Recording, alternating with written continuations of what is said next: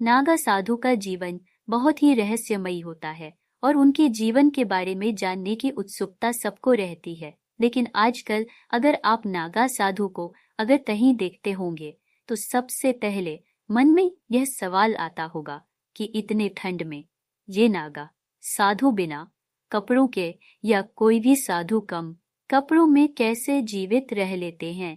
तो चलिए जानते हैं इसका जवाब।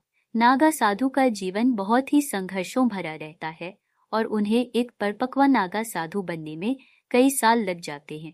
क्योंकि उनके इस सफर में संसार से उनका कोई लेना देना नहीं होता, इसलिए वो सारे सांसारिक सुविधाओं को भी त्याग देते हैं, जिसमें से वस्त्र भी आते हैं। नागा साधु के अतिरिक्त कि अन्य सिद्ध पुरुष या साधु भी ठंड में कम कपड़ों में ही रहते हैं। नागा का अर्थ नग्न होता है। नागा साधु आजीवन नग्न अवस्था में ही जीते हैं और साधना करते हैं। दरअसल नागा साधु बनने की प्रक्रिया में लगभग 22 साल का समय लगता है, जिसमें 6 साल तक तो नागा पंथ में शामिल होने के दौरान वो लंगोट पहनते हैं।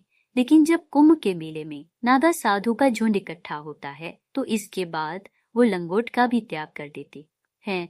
नागा साधुओं को सबसे पहले ब्रह्मचार्य की शिक्षा दी जाती है और फिर महापुरुष की दीक्षा। इसके बाद यह यज्ञविध होता है जिसमें वह अपने परिवार और खुद का खुद से ही पिंडदान करते हैं। नागा साधुओं को क्यों नहीं लगती ठंड? अब चूंकि उन्होंने वस्त्र का त्याग कर दिया है तो वो हर मौसम में बिना कपड़ों के रहते हैं, चाहे कड़कड़ाती ठंड क्यों ना हो या चाहे वो हिमालय पर क्यों ना हो। -डिग्री तापमान में भी वो खुद को जीवित रख पाते हैं। इसके पीछे कुछ रहस्य है जो जानते हैं। दरअसल साधु या नागा साधु कई तरह की साधना और योग जानते हैं और उसका अभ्यास करते हैं जो उनके शरीर को ठंडी में गर्म और गर्मी में ठंडा रखता है, जैसे कि प्राणायाम। प्राणायाम आपके शरीर को बेहद गर्म रखने में प्रभावी है। इसके अतिरिक्त वो भोजन में कुछ ऐसी चीजें खाते हैं जो उनके शरीर को बेहद गर्म रखता है। आपने देखा होगा कि वे अपने पूरे शरीर पर भस्म या राख लपेटकर घूमते हैं।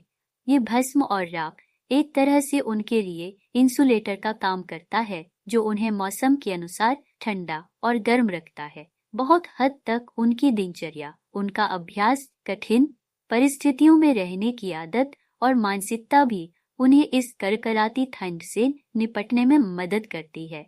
आशा है कि आज की इस प्रस्तुति में बताई गई जानकारी आपको अच्छे से समझ आ गई होगी। वीडियो अच्छा लगा हो तो एक लाइक जरूर कर दे। धन्यवाद वीडियो के लास्ट तक बने रहने के लिए।